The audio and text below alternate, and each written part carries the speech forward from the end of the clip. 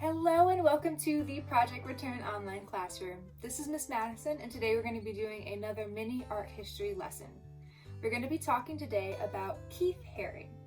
Keith Haring was a graffiti artist most prevalent in the 1980s.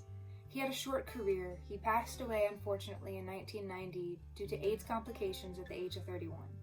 But what he did with that career was lasting and impactful, and his bold, symbolic images are still seen and exhibited around the world today. He had a vision of taking what was seen as fine or high art and making it more accessible to everyday people. He wanted his art to be experienced by everybody.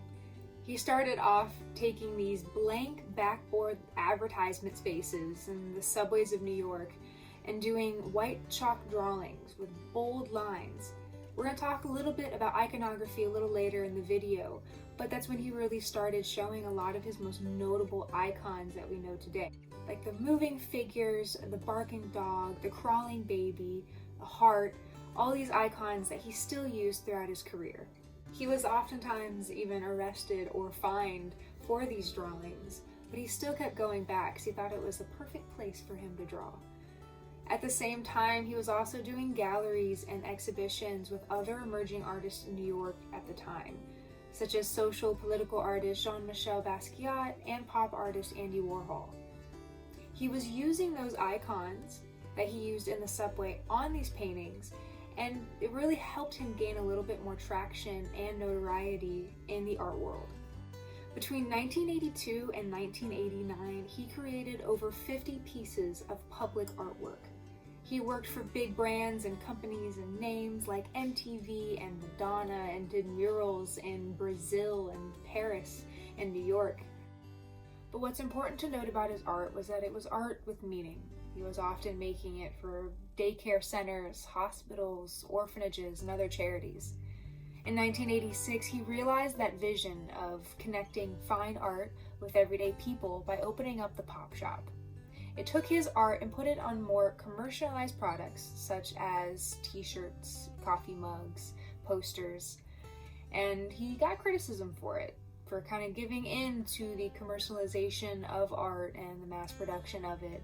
But like I said, it finally realized that vision that he had of making it so that it was affordable for everyday people, and for him to also communicate and use art to communicate a theme.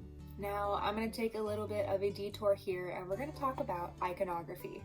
When we talk about iconography, we're talking about how an image or an icon can hold a larger meaning or subject matter or theme bigger than what it actually literally is. So if we think of the icon of a heart, which Keith Haring used quite often, the bold red colors with the bold black lines and the movement lines coming from it, but we also know that generally, even without knowing it from Keith Haring's work. Now, it might literally be representing, the organ inside of us that's pumping blood throughout our bodies. But is that what we're actually thinking about when we see this symbol? No, we're more so thinking about love and affection. And that's exactly how Haring used it in his work too. He used it to portray his optimistic belief in humanity and the strong power of love, which I think is what really is telling about his art, is that he can use something, and he studied symbols, so that he could use something as simple as that to communicate, without saying anything, that feeling of gratitude, belief, optimism, and love in just a simple image. So that's kind of what we're talking about when we're talking about iconography.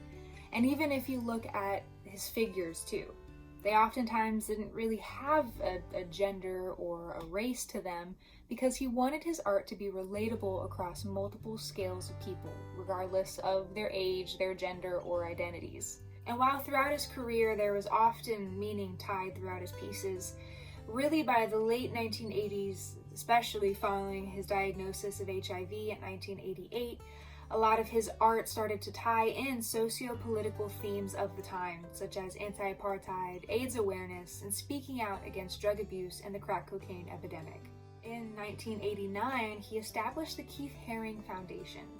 In accordance with Haring's wishes, the foundation concentrates its givings into two separate areas. One is in support of organizations that help underprivileged children, and the second one is in support of organizations that help in the prevention, education, and care of the HIV/AIDS infection. Following his death on February 16, 1990, Keith Haring has still had a lasting impact on the art world and every world that he has touched with his, whether it's art or his philanthropy, and is still, like I said, continued to see throughout this day and exhibited all over the world. I hope you guys have enjoyed this mini art history lesson. I've missed doing them with you, and I will see you guys again soon for another video.